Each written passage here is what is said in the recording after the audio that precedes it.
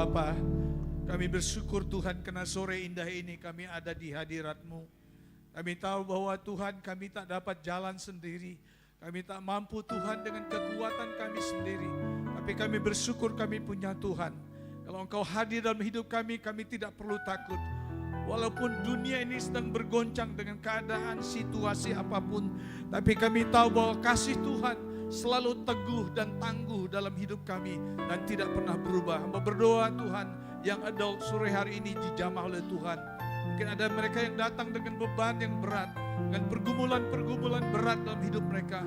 Hamba berdoa bila jamahan Tuhan melawat kami semua Tuhan, supaya kami bisa melihat hari esok kami bukan dengan ketakutan, bukan dengan kegelisahan, tapi kami tahu tujuan hidup kami, the purpose in our life, di dalam hidup kami itu adalah untuk memuliakan Tuhan, untuk berbuah, untuk berhasil, untuk kemuliaan nama-Mu. Terima kasih Tuhan Yesus. Tolonglah kami semua bila Roh Kudus mengambil alih pemberitaan firman Tuhan ini, sehingga setiap hati diberkati. Dalam nama Yesus, haleluya. Amin, amin. Puji nama Tuhan. You may be seated. Terima kasih Pastor untuk kesempatan kesian kali bisa melayani di gereja di tempat ini. Ya, The Lord Vineyard ya. Jadi bagus sekali namanya. Ya, puji nama Tuhan. Waktu Pastor Stephen hubungin saya untuk khotbah sore ini, saya pikir ini untuk maksudnya orang-orang tua juga ada, tapi kebanyakan anak-anak muda. Jadi paling tidak membuat saya tambah muda sedikit. Ya. Puji nama Tuhan. Ya, saya tidak datang sendiri, ada anak saya, ada 2 anak saya, 1 keponakan. Ya, tadi Michelle mungkin lagi ke belakang ya. Jadi anak saya yang laki-laki di depan, Richard, you may be standing so everybody can see you. Ya, ya, terima kasih. Cukup ganteng ya. Masih single dia, masih single. Nah, ini dedinya promosi kali ya. Iya. Yang nomor 2, Michelle, could you standing please? Ya, Michelle. Ya. Puji Tuhan tadi pagi Michelle masuk hospital, tapi berkat doa pastor dan ibu dan ada saudara yang tahu mungkin, jadi sehingga dia cuman sebentar aja di rumah sakit. Ya, saya juga surprise karena Tuhan luar biasa bekerja. Karena dia sepanjang malam kena diare dan muntaber sebenarnya. Dia pagi-pagi call saya, tapi saya tidak dengar karena tidurnya nyenyak. Ya. Kemudian pagi waktu saya mau berangkat, dijemput oleh Pak Gembala dan Ibu, kita mau berangkat ke gereja, saya lihat mukanya sudah pucat sekali. Ya, sebagai seorang ayah, saya ada sedikit terganggu, bukan terganggu ya, tapi kemudian saya tergerak, Michelle, can we pray? Ya, cuman itu yang kita bisa buat kan, doa. Saya berdoa, minta pemulihan, kesembuhan, miracle dalam hidupnya, dan akhirnya saya tinggalkan saja, dan saya merasa ada damai. Waktu saya pelayanan, saya percaya Tuhan bekerja. Ya, Pak Gembala dengan kepekaan dan minta langsung salah seorang pemuda diutus, saudara Andreas, untuk menjemput Michelle di hotel dan langsung dibawa ke rumah sakit karena kokoknya masih bermimpi, tidur nyenyak. Ada ponakan saya Nova, ya kan Nova bisa berdiri ya. Nah, puji Tuhan, Nova itu ponakan dan dia baru liburan, sekolahnya di Taiwan. Saya tidak tahu sejauh mana bahasa Mandarinnya. Ya, jadi karena saya juga tidak tahu Mandarin, jadi ya, tapi puji Tuhan kami anak-anak pedalaman ya bisa punya kesempatan. It's an amazing grace of God ya. Kalau sudah lihat adik saya, papanya Nova itu tinggal di kampung kami. Jadi di sana tidak ada sekolah, tidak ada rumah sakit, tidak ada kantor pos, sepeda aja tidak ada, apalagi tidak akan ada kemacetan. Yang jelas, karena tinggal di desa.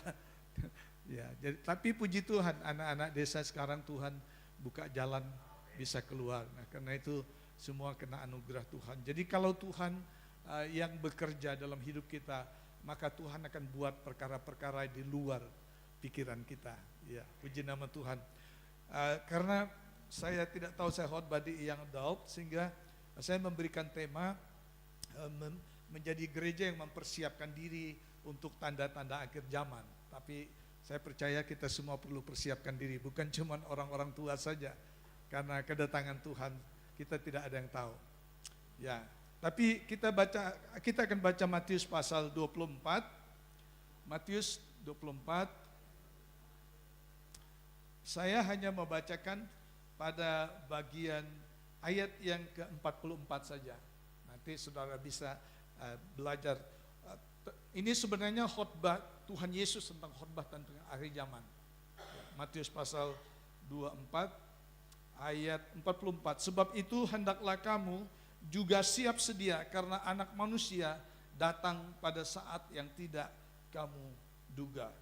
Nah, sebelum kita memasuki kepada ayat kunci ini, kita melihat ada beberapa hal penting sebagai background bahwa Tuhan Yesus dalam sepanjang pasal 24 berbicara mengenai tanda-tanda kedatangan Tuhan Yesus atau the end time, pada akhir zaman. Ya. Nah, banyak kalau anak-anak muda ya, kalau dengar pengajaran akhir zaman itu sudah mulai khawatir, takut. Karena waduh, kita belum married, studi belum selesai. Nah ini, tapi Tuhan luar biasa bahwa jauh-jauh hari Tuhan Yesus sudah mengingatkan bahwa kita harusnya menyadari bahwa kita sedang hidup di akhir zaman. Ya. Buktinya kita hidup di akhir zaman, dikatakan tanda-tanda itu sudah diberikan. Pasal 24 ayat 3 sampai dengan ayat yang ke-13, di sana dikatakan akan ada penderitaan bagi orang percaya. Nah, baru-baru ini kita dengar bahwa ada begitu ribuan orang di Afrika yang dibunuh oleh karena mereka Kristen ya. Ya, itu di mana tuh Kak Misal? Nigeria, ya di Nigeria. Mereka banyak yang dibunuh karena mereka Kristen. Ya kan? Kemudian kita lihat penganiayaan di mana-mana, di Iran juga. Tapi Iran juga sekarang kita lihat di tengah-tengah penganiayaan dan perang, justru underground church-nya bertumbuh luar biasa. Ya, di Cina di penganiayaan untuk orang-orang Kristen. Jadi Tuhan Yesus bilang apabila kamu melihat penganiayaan, itu bahwa tanda permulaan akhir zaman itu akan dimulai. Kemudian pada perikop yang berikut dia bilang bahwa akan ada siksaan yang berat, Mesias palsu. Hari ini kita lihat begitu banyak orang menamakan diri hamba Tuhan, tetapi mereka adalah Mesias palsu. Buktinya bahwa mereka melayani Tuhan hanya untuk kepentingan mereka. Mereka memakai nama Tuhan, mereka memakai visi, penglihatan dari Tuhan, tapi sesungguhnya mereka memakai untuk kepentingan mereka sendiri. Ya. Saya cukup keras kalau khotbah tentang hal-hal seperti ini yang berkaitan dengan pengajaran-pengajaran sesat. Ya. Karena sekarang khususnya di Australia begitu banyak orang yang menamakan dirinya nabi. Jadi berlembuat di mana-mana. Satu kali ada persekutuan di salah satu tempat jemaat, tiba-tiba ada seorang ibu, dia berlembuat tentang saya. Dia bilang, Pastor Tim, somehow I look, katanya, there's someone give the building keys for you, the big building. Katanya. Wah, saya bilang sebagai gembala sidang, oh puji Tuhan akan ada gedung gereja yang gratis, ada orang yang kasih kunci gedung gereja.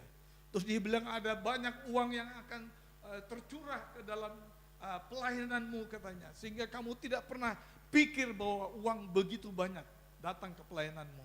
Ya, kalau saudara dinubuatkan seperti itu, saudara pasti seperti saya. Amin, amin, amin. Tapi sampai hari ini tidak ada orang serahkan kunci. Ya gitu. Tapi itulah Tuhan mengatakan bahwa akhir zaman ini banyak orang yang muncul. Dan saya heran bahwa di Afrika, saya tanya teman saya, pastor dari Zimbabwe. Saya bilang, pastor, kenapa sih kalian orang Afrika itu terlalu banyak gelar-gelarnya? Ada yang bishop, mereka nggak cukup cuman pastor. Coba pastor cek, nggak cukup namanya cuman pastor, nggak serk gitu kalau disebut pastor. Mereka harus bishop, di apostle, prophet, apalah pokoknya yang gitu-gitu. Jadi, dia bilang ini karena sebenarnya budaya kami. budaya kami itu kita belum merasa sampai pada level kebanggaan kalau kita belum sampai kepada level-level itu. Makanya bagi kami gelar ya nama-nama itu penting. Jadi ada unsur budaya. Tapi maksud saya semua orang bisa menamai dirinya nabi, ya, rasul dan sebagainya. Tetapi Yesus mengatakan pengajar-pengajar sesat ini akan muncul di akhir zaman. Ya, Indonesia termasuk korban dari teologi prosperity. Sehingga banyak saudara-saudara kita tidak sadar. Nah, teologi prosperity ini hanya mengajarkan tentang berkat-berkat yang sifatnya financial. Ya, healing yang sifatnya kesembuhan luar saja. Dan ajaran ini sangat berkembang seperti di negara Afrika, negara-negara yang menderita, ya dunia ketiga istilah dulu ya. Ya, tapi Yesus mengatakan sebelum dia datang akan muncul penyesat-penyesat. Ya, orang yang bisa bernubuat, ya, atau mengatakan diri sebagai rasul, sebagai nabi. Kemudian pada perikop yang berikut Tuhan Yesus masuk kepada lebih spesifik lagi tentang siksaan yang berat dan Mesias-Mesias palsu. Lalu kemudian berikut adalah kedatangan anak manusia, perumpamaan tentang pohon ara itu khususnya berkaitan dengan Israel. Bahwa dia bilang ada pengajaran-pengajaran sesat, kemudian ada juga itu siksaan yang menyertainya, tetapi juga nanti kamu lihat bahwa ketika kamu melihat pohon ara mulai bertunas, maka musim panas itu sudah tiba. Nah, ini berbicara mengenai Israel. Ketika Israel menjadi sebuah negara, ketika dia bertunas tahun 1948, maka politik dunia mulai panas. Seluruh dunia membenci Israel sampai hari ini. Ya. Kemudian pada berikut yang berikut adalah dikatakan nasihat supaya kita berjaga-jaga. Jadi aplikasi dari semua yang Yesus ajarkan itu adalah be ready. Harus bersiap-siap, berjaga-jaga untuk satu momen yang ditunggu oleh orang percaya. Satu momentum yang luar biasa di mana kita akan bertemu muka dengan Yesus. Nah, karena itu pada sore hari ini saya mau masuk kepada poin kita di dalam ayat yang tadi Yesus bilang, karena itu hendaknya kamu bersiap sedia karena anak manusia datang pada saat yang tidak kamu duga. Nah, banyak orang meresponi karena kedatangan Tuhan yang seperti perang di Irak, ya, dan semua negara kemudian mempunyai aliansi yang satu saat akan menyerang Israel semua.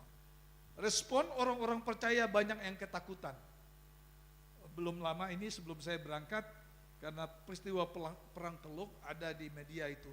Ya, jadi saya dapat dari teman dari Malaysia, dia bilang kamu harus beli ini, beli itu karena nanti tidak akan ada di market katanya. Tisu toilet, beras, Indomie, pokoknya. Jadi orang akhirnya karena ketakutan mereka serbu market-market itu, supermarket, sehingga banyak stok yang hilang. Ya, yang tidak ada di tempat maksudnya. Ya, jadi reaksi orang yang pertama adalah mereka takut, gelisah. Mereka seperti tidak siap gitu menghadapi tanda zaman. Ada teman yang menarik semua uang dari bank karena dia bilang bank sudah tidak bisa dipercayai katanya. Gitu ya, memang bisa benar, bisa tidak ya.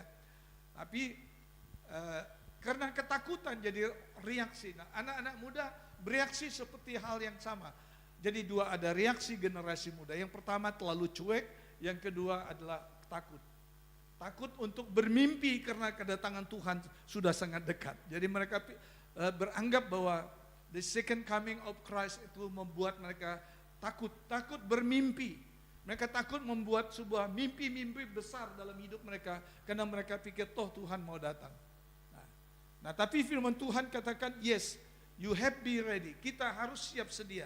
Tapi ada berapa poin. Yang pertama, bagaimana respon kita generasi muda, anak-anak yang adult, kita sebagai yang adult meresponi tanda-tanda zaman ini. Yang pertama adalah fear not, jangan takut.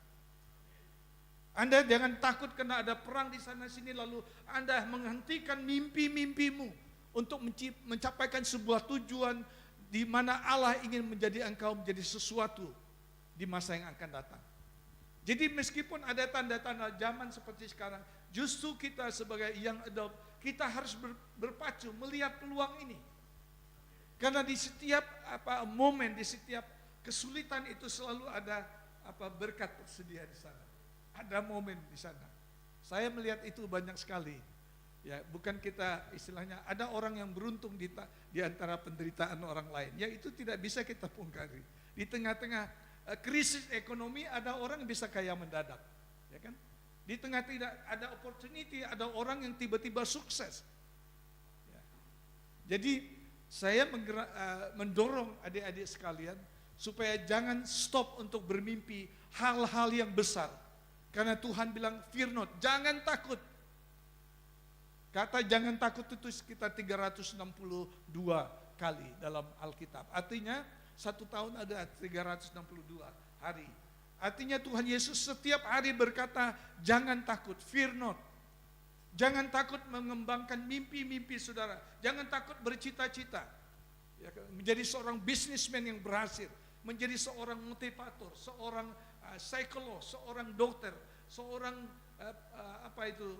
ayah yang sukses, seorang pedagang yang berhasil. Jangan pernah menghentikan mimpi-mimpimu karena tanda-tanda zaman ini. Orang begitu banyak pesimis. Saya melihat banyak pembisnis muda begitu pesimis melihat nasib dunia, ekonomi dunia ini. Ya memang Tuhan yang Yesus mengatakan akan ada bencana alam, kelaparan, perang. Itu tidak bisa kita hindari. Tapi tanda-tanda zaman bukan berarti menghentikan gereja untuk memiliki visi besar untuk menjadi the channel of blessing to the world. Ya. Karena itu saya dorong supaya melalui young adult, anak-anak muda, saudara pikirkan di tengah krisis ini, what can I do? Apa yang saya bisa buat di tengah krisis ini? Do something, dream big. Ya kan? Jadi bermimpilah besar. Nah tadi pagi saya, pastor sama ibu sudah dengar, saya ini anak pedalaman, tidak pernah bermimpi, maksudnya tidak pernah terpikir oleh saya bahwa saya bisa pergi ke berbagai negara dan khotbah di luar negeri, tinggal di Australia dan bisa khotbah, sharing kepada orang yang different language, bahkan gereja Assyrian Arabic Church secara rutin anak-anak saya tahu bahwa saya secara rutin diundang khotbah sana. Saya tidak tahu bahasa Arab, ya kan? Inggris juga jatuh bangun, tapi kalau Tuhan yang suruh, saya tidak mau menghentikan berkat Tuhan. Mungkin dari sekian banyak bahasa Inggris yang tidak mengerti, mereka mengerti ada satu kalimat, believe in Jesus misalnya. Itu saja bisa mengubah hidup orang, yang enggak pastor. Iya. Jadi jangan underestimate yourself. Ya, jangan takut bermimpi, jangan takut melihat keadaan dunia ini, tapi saudara harus bertanya, Lord, what I can do? Apa yang saya bisa buat di tengah krisis ini? Karena orang-orang besar biasanya, anak-anak muda yang besar, anak-anak muda yang sukses biasa muncul di balik krisis. Ya. Contoh di Amerika Serikat itu banyak sekali. Di tengah-tengah krisis, tapi orang-orang yang tidak pernah menyerah dengan keadaan, mereka akan keluar menjadi orang-orang hebat. Iya kan? Amin ya. Jadi saudara jangan hanya terbatas dengan kondisi dunia ini. Ya, tetapi fokuslah bahwa ada rencana agung besar Tuhan Yesus dalam hidupmu. Ya kan? Bagi bapak-bapak yang masih muda, kalau ada anak-anak bilang, "Daddy, aku mau jadi dokter." "Ah, kau ini mimpi apa lagi?" Kira-kira kalau orang Batak gitu kan. "Apa pula kau ini? Bapak mau kerja di warung, kau mimpi jadi dokter lagi." Jangan menghentikan mimpi anakmu. Ketika dia bilang, "Pak, aku ingin jadi dokter." "Kamu mau jadi dokter anak? Ayo mari kita doa. Pray, you have to believe. Ya. Percaya, jangan takut. Walaupun kita mungkin tidak bisa bayar kuliah, tapi Tuhan tidak terbatas dengan kita. Papa mama saya tidak bisa bayar saya. Saya hampir sampai ke dokter, tapi karena di teologi ya, tapi karena waktu itu ada sesuatu yang menyakitkan daging, karena saya sebenarnya dapat sponsor dari seminari di Orlando, pastor.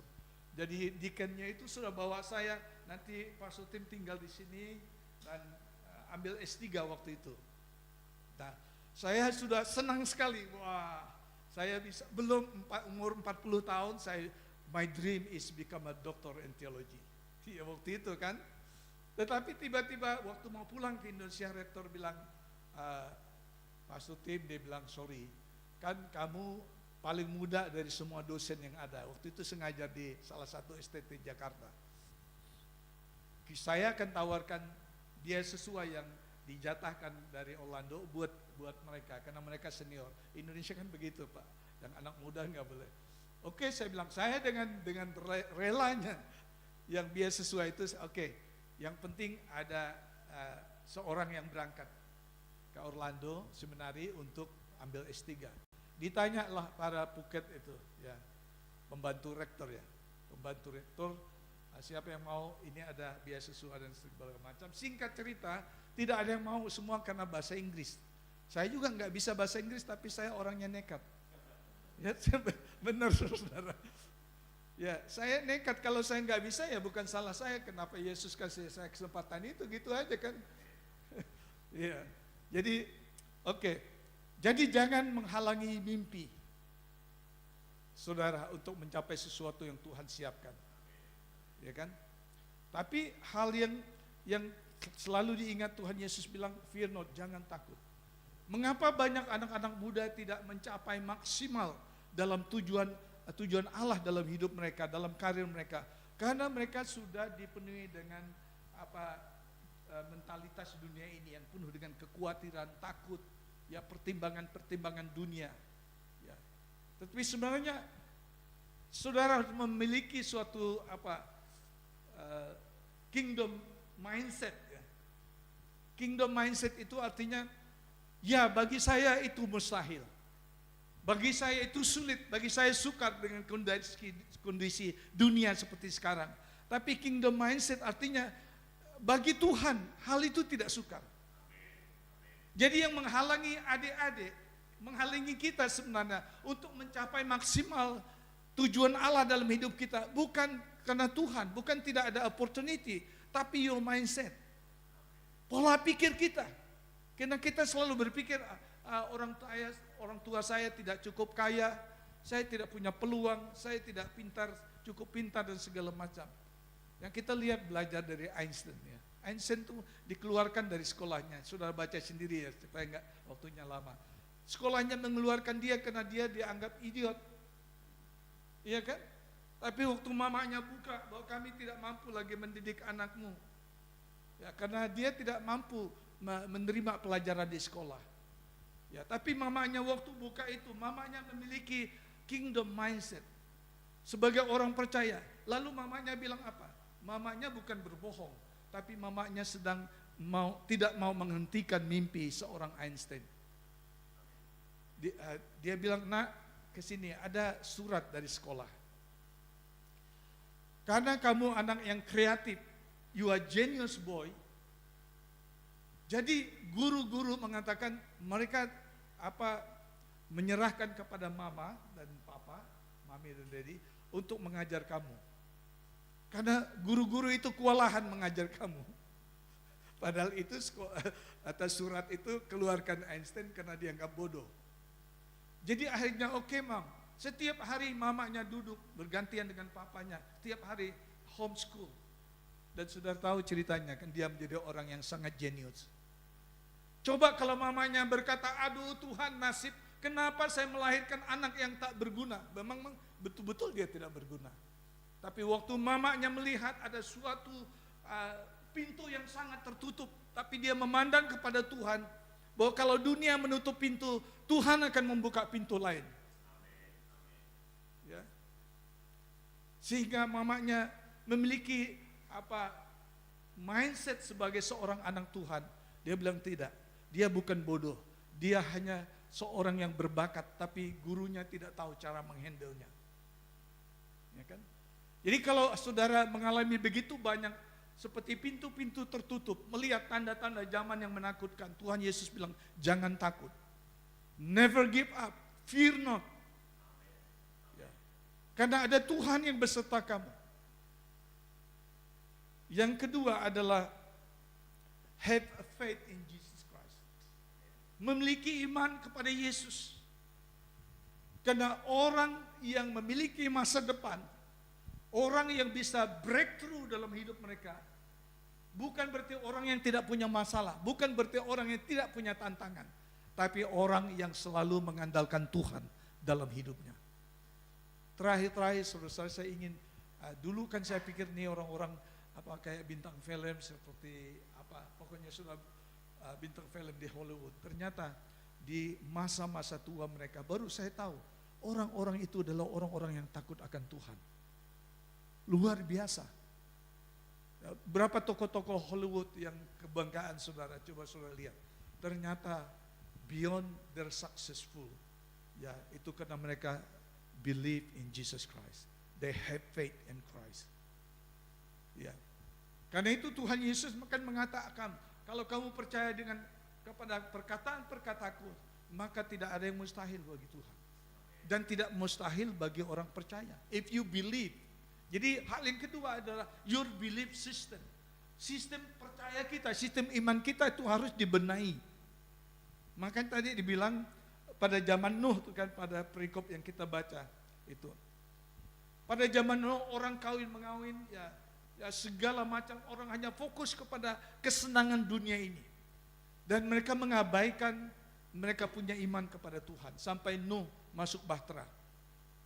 Sampai pada Nuh dan keluarganya masuk ke dalam bahtera. Nuh sudah preaching, Nuh sudah katakan persiapan, be ready. Karena ada flood, ada banjir yang akan melenyapkan dunia. Tapi orang-orang itu tidak mau percaya, tidak mau tahu. Mereka pikir mereka bisa berusaha dengan kekuatan sendiri. Waktu saya ke Kanada pertama, itu karena kita semangat juga bersaksi ya dengan Inggris yang ya Senin Kemis itu. Ya, are you believe in Jesus Christ? No, katanya. Ada anak muda gondrong. Why you need believe in Christ, katanya gitu. If you live in Canada, kalau kamu hidup dengan Kanada, you mau mobil bagus, kerja yang keras, katanya. You mau jadi kaya, kerja keras lagi. Enggak perlu Yesus. Waduh, kita merasa gagal ya bersaksi kepada orang seperti itu. Tetapi tidak semuanya dengan kekuatan sendiri bisa dilakukan dengan kekuatan sendiri. Yes, we need money, but money cannot solve everything, you know. Ya, kita perlu uang, tapi uang tidak bisa menjawab semua persoalan. Contohnya waktu COVID. Walaupun orang banyak uang, gak bisa keluar negeri. Gak bisa mau makan seenak-enaknya, keluar di restoran gitu, nyantai makan. Kenapa? Kondisi tidak memungkinkan. Ya kan? Memang ibu-ibu tuh saya lihat di TikTok atau kadang-kadang iseng lihat lucu-lucu, ya kan, ada lucu-lucu. Dia suaminya bilang, "Mama ini duit terus." Emang duit itu bukan segalanya. Terus istrinya, "Iya kalau sedikit."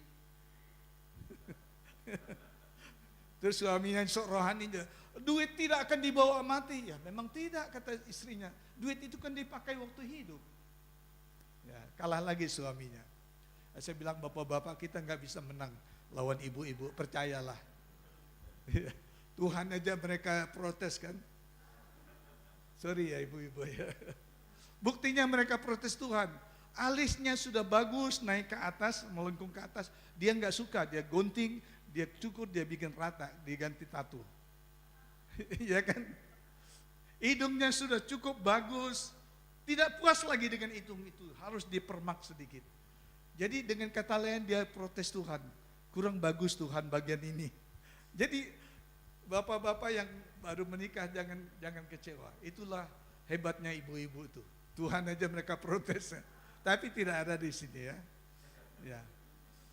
Makanya Tuhan bila waktu menjadikan Hawa itu, Tuhan kan bisa aja membuat Adam kayak dibius ya, setengah dibius, artinya dia bisa enggak harus tidur nyenyak.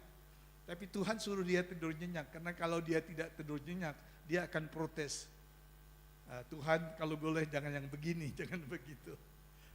Jadi akhirnya Tuhan buat dia tidur, waktu dia bangun dia bilang, "Wow man." Jadi makanya woman dalam bahasa Inggris katanya karena Adam tuh kaget, "Wow man." Jadi woman. jadi ya Ya, intermezzo sedikit ya. Tapi hal yang kedua, bagaimana tanggapi kita sebagai orang percaya, sebagai yang udah di akhir zaman itu. You have to have a faith in Christ. Tidak ada jalan lain. Yesus bilang bahwa di luar aku, kamu tidak dapat berbuah. You bisa aja menjadi orang pintar, tapi di luar Yesus, maka kepintaran itu tidak menjadi bermanfaat secara efektif. Ya. Saya kemarin kan dalam doa itu berkata, negara kita bukan kurang orang pintar. Benar? Pemimpin-pemimpin kita itu bukan kurangnya banyaknya pintar, banyak orang pintar di sana. Tapi kenapa kita mengalami negara yang terpuruk, tertinggal? Karena they don't have a faith in Christ. Itu persoalannya. Ya, coba kita lihat pemimpin-pemimpin yang takut akan Tuhan, ya kan? Negaranya maju. Makanya saya bilang kita harus stop berdoa. Kadang-kadang kita berdoa begini, Tuhan berkati presiden kami, berkati pemimpin kami. Itu salah, saya bilang. Ya, kenapa salah? Dia sudah diberkati apa yang dia nggak punya. Ya.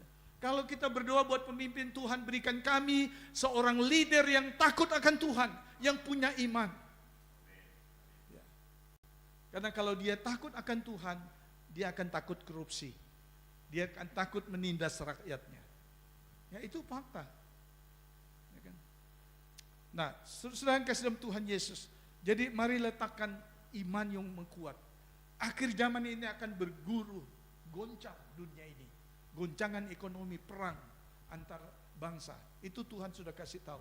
Tapi kalau kita punya iman, tetap teguh, fokus kepada Yesus, maka bersama Yesuslah saudara akan menjadi pemenang. Bersama Yesus akan mengantar saudara kepada mimpi-mimpi yang tadi saya katakan. Saudara menjadi orang besar, orang sukses, orang yang diberkati Tuhan. Karena Yesus ada bersama dengan saudara. Ya. Dan yang ketiga dikatakan, kita harus memiliki kingdom mentality. Ya. Mentalitas sebagai anak-anak kerajaan. Ya. Jangan kita membiarkan hal-hal dunia ini memenuhi kehidupan kita sehingga mental kita seperti orang bilang mental tempe, ya kan? Ya. Nah, saya pernah kasih kayak seminar atau kepada hamba Tuhan di daerah, ya, di daerah Sintang. Saya bilang, bapak-bapak ini bukan kena kurang berbakat atau kurang talenta, tapi persoalan kita orang Indonesia kebanyakan adalah walaupun dia pintar, walaupun jabatannya tinggi, tapi mentalitasnya payah. Ya. Mentalitasnya payah artinya dia terkungkung dengan pola pikir yang sempit, pola pikir yang negatif. Supaya saudara lihat banyak pemimpin enggak pede. Kenapa? Dia tidak memiliki kingdom mentalitas. Karena memiliki mentalitas kerajaan Allah. Orang yang memiliki mentalitas kerajaan Allah tidak akan gampang menyerah kepada keadaan. Tidak akan selalu negatif dalam pola berpikirnya yang merusak jiwanya. Mentalnya menjadi kuat karena dia tahu bahwa dia ada dalam tangan Tuhan. Bahwa dia tidak pernah jalan sendiri karena Tuhan beserta dengan dia. Dia ada rasa percaya diri. Persoalan saya bertahun-tahun Bapak Ibu adalah saya merasa insecure, tidak percaya diri. Ya. Tetapi ketika saya mendalami kebenaran firman Tuhan dan saya tahu who I am in Christ, ketika sudah menemukan siapa Anda di dalam Tuhan, dan sehingga mentalitas kingdom itu dibangun oleh Roh Kudus, sehingga tidak akan saudara terhalang oleh pikiran-pikiran negatif, anxiety segala macam, karena saudara tahu siapa dirimu. Tuhan berkata, engkau anak-anakku yang kukasih, engkau berharga di mataku. Engkau orang-orang yang sebelumnya membuat terobosan bagi dunia. Engkau menjadi terang bagi bangsa-bangsa. Dan itu harus menjadi mentalitas kita sebagai anak-anak Tuhan. Jangan mentalitas penakut, mentalitas bersungut-sungut, memiliki mentalitas yang gampang menyerah. Itu bukan datang dari Tuhan. Jadi sebagai yang ada di tempat ini, Anda harus mengetahui siapa Anda di hadapan Tuhan. Anda orang-orang yang dipilih Tuhan. Amin. Anda itu berharga meskipun jangan dibandingkan diri Anda dengan tetangga. Ketika saudara membandingkan diri Anda dengan orang lain, disitulah Anda merasa merasa tidak secure, merasa tidak aman, merasa tidak percaya diri. Nah, banyak kita orang Indonesia anak-anaknya hebat, orang-orang hebat, tapi mentalitasnya parah, tidak percaya diri, takut melangkah, takut mencoba dan berbuat sesuatu yang besar. Tapi saya mau mendorong adik-adik di tempat ini, miliki mentalitas kerajaan Allah. Anda adalah the ambassador of Jesus Christ. Anda adalah utusan Tuhan ke dunia ini. Anda tidak lahir kebetulan dari papa mamamu di dunia ini. Karena ada satu tangan yang menghendaki Anda ada di dunia ini. Saudara harus memiliki mentalitas, jangan membiarkan hal-hal kecil di dunia ini. Tanda-tanda yang menakutkan di dunia ini membuat saudara menjadi mental kerupuk. Orang Israel kan begitu, belum berperang mereka sudah bersungut-sungut. Padahal Tuhan, wait and see, kamu hanya berdiri melihat saja, aku akan berperang. Mentalitas yang merengek, yang bersungut, yang gampang menyerah kepada keadaan, itu bukan mentalitas kerajaan Allah. Itulah yang dihancurkan oleh iblis, mentalitas itu. Kita adalah memiliki mentalitas kerajaan, mentalitas sebagai pemenang. Amin. Jadi ini yang adik-adik harus tanamkan. Saya bukan korban, I'm not victim, but I'm victor. Ya kan? Saya bukan korban, tapi saya pemenang. Saya bukan pecundang, tapi saya lebih daripada pemenang. Yes, sometimes you fail. Kadang-kadang kita gagal, tapi kegagalan itu tidak boleh menghentikan mental saudara untuk menjadi pemenang, untuk pejuang yang tangguh dalam Tuhan. Selama saudara bekerja dengan sungguh dan percaya kepada Yesus, memiliki mentalitas yang tidak pernah mau menyerah, maka Tuhan akan bertindak dengan luar biasa. Amos pernah berkata apa, Nabi Amos? Ketika dia diejek dalam mulai dia pelayanan, karena Amos ini pemungut pohon ara, ya kan? Seorang petani miskin. Amos mengatakan, ya, ketika mereka bilang, kamu kan bukan nabi, kamu kan bukan siapa-siapa, keluargamu bukan keturunan nabi. Amos bilang apa? Saya bukan nabi, saya bukan keturunan nabi, saya bukan cucu nabi, saya hanya pemungut kain ara. Tapi karena Tuhan yang panggil saya berdiri dan saya pergi memperingatkan bangsa Israel supaya bangsa ini bertobat. Itu mentalitas seorang anak kerajaan. Tidak melihat keterbatasan diri sebagai excuse untuk tidak bisa maju. Ya. Jadi kita harus memiliki mentalitas kingdom mentality. Ya. Karena itu Paulus selalu katakan, bukan sombong, Paulus katakan, I can do everything through Christ who strengthen me. Saya dapat lakukan apa saja di dalam Yesus yang memberikanku kekuatan. Amin. Ya, dengan kekuatan kita sendiri tidak mungkin. Siapa saya, orang anak Dayak di pedalaman, tidak ada apa-apanya. Tapi ketika kita berserah, memiliki iman yang teguh pada Yesus dan memiliki mentalitas kerajaan Allah, maka orang-orang seperti Anda lah yang akan membuat terobosan baru bagi dunia. Dan yang terakhir itu adalah the kingdom character. Kita harus memiliki karakter kerajaan Allah, menjadi role model. Yesus memperingatkan pada zaman Nuh, orang moralitasnya bobrok, mereka mengikut arus. Salah satu kesalahan generasi muda adalah mereka terpengaruh dengan model zaman, ikut zaman, ya kan? Jadi ini kadang-kadang tren, ikut tren, ya. Bagus ikut tren yang positif, tapi kalau tren yang menjatuhkan saudara, harusnya saudara jangan ikut. Makanya Roma 12 ayat kedua dia bilang, berubahlah oleh pembaruan budimu. Jadi kata yang dia pakai adalah paranoia. Paranoia itu harus ada satu transformasi dalam pola pikir kita. Bahwa kita mau berubah, kita mau maju, kita tidak mau takut untuk maju. Jadi harus ada transformasi dalam hidup. Ya, sudah pernah dengar itu apa extreme makeover? Ya, di Amerika itu ada program extreme makeover. Ya, jadi orang yang kulitnya gelap bisa putih seperti Michael Jackson dulu almarhum, ya. Ya apa saja dia bisa di ekstrim makeover. Sebenarnya Roh Kudus mau mengadakan extreme makeover dalam hidup kita. Apa yang Roh Kudus mau makeover dalam hidup kita? Karakter kita. Karena seperti kemarin pagi saya katakan, Allah tidak akan memberikan berkat yang besar, posisi yang tinggi, kalau orang itu memiliki karakter yang tidak baik. Karena itu akan menjatuhkan dirinya. Ya, dulu Pak Ahok kan pernah bilang, ada pepatah kuno katanya dari Cungko, kalau melihat karakter seseorang kasih dia jabatan. Ya itu benar. Kalau waktu kampanye kan orang semua rendah hati, wah saya akan berkorban untuk rakyat, kelihatannya humble. Tapi serigala berbulu domba. Begitu jabatan naik, udah mulai sikat sana sini. Ya. Tapi itu bukan mentalitas yang harus kita miliki. Ya, karena itu Tuhan ingin ada extreme makeover dalam hidup kita. Yang tadinya kita penakut, yang tadinya kita orang yang minder, yang tadinya kita tidak malas untuk bercita-cita, malas untuk mencoba, malas untuk berjuang, itu Roh Kudus mau kerjakan. Dia ingin membangun satu karakter baru, karakter pejuang, karakter pemenang, karakter kerajaan Allah. Sehingga saudara melalui karakter kerajaan Allah, kingdom karakter itu saudara bisa menjadi role model.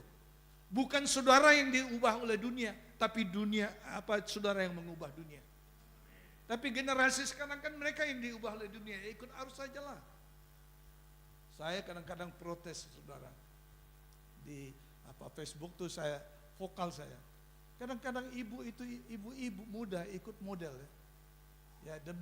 Ya saya enggak tahu lah demi uang dari TikTok atau apa. Itu di depan suami joget-joget. Ya, model sekarang ya. Jadi banyak orang tidak bisa memiliki karakter, kingdom karakter. Hanya ikut arus saja.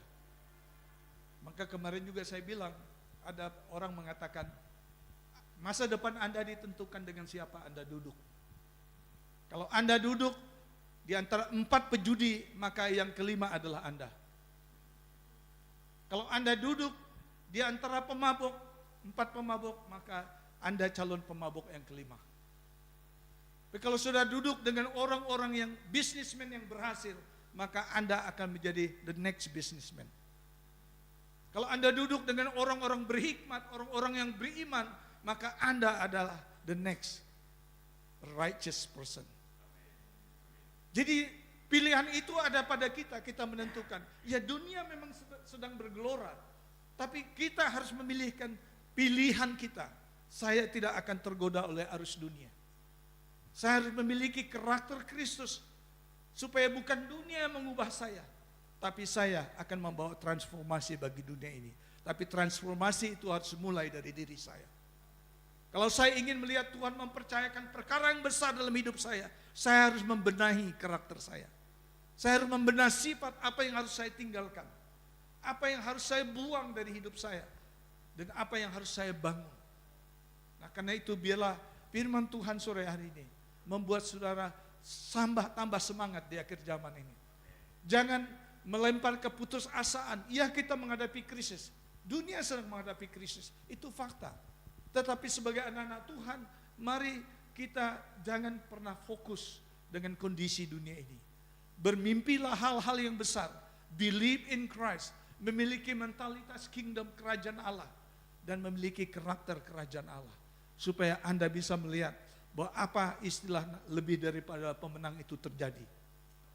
Artinya ketika sudah melebih daripada pemenang, saudara akan kaget, saudara akan tunduk, dan saudara akan sujud di hadapan Tuhan ketika saudara melihat hal yang tidak mungkin Tuhan kerjakan dalam hidupmu. Hal yang tidak pernah engkau pikirkan dalam pikiranmu dan tidak pun timbul dalam hati, kata Tuhan. Itu yang Dia sediakan bagi anak-anaknya. Tapi persoalannya, apakah kita sudah membuat keputusan bahwa saya mau menaruh iman saya kepada Yesus, bahwa saya tidak akan terpengaruh oleh kondisi dunia ini. Saya akan memiliki gaya pikiran sebagai anak Tuhan. Dan biarlah kalau ada hal-hal yang negatif, pikiran-pikiran menjadi penghalang dalam hidup kita untuk mencapai tujuan Allah, kita mau bertobat, metanoia, artinya bertobat dari hal-hal yang tidak baik. Ya, saya ada seorang teman, dia bilang, yang menjadi masalah yang terbesar adalah bukan apa yang kamu makan. Saya bilang, what you mean? Tapi dia bilang, apa yang memakan kamu? Yang kita makan itu bisa keluar di jamban, ya kan?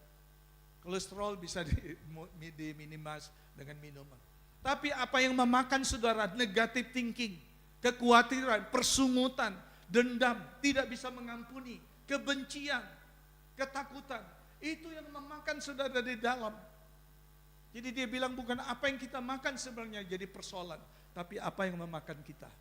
Nah, karena itu perlu ada metanoia dalam hidup kita. Terobosan itu dimulai dari pola pikir kita, mindset kita. Harus ditaruh mindset Kristus, mindset kerajaan Allah, supaya saudara bisa melihat breakthrough yang Tuhan sediakan bagi kita. So jangan takut adik-adikku, fear not, believe in Jesus Christ and have a mentality, kingdom mentality and kingdom character. You will see, kamu akan melihat Tuhan berperkara dan bekerja dalam hidupmu. Saya berdoa supaya Anda semua jadi orang sukses. Itu adalah kehendak Tuhan bagi kita. Apapun yang saudara buat, katanya apapun yang saya kerjakan, itu akan Tuhan buat berhasil. Mari kita tunduk kepala pastor.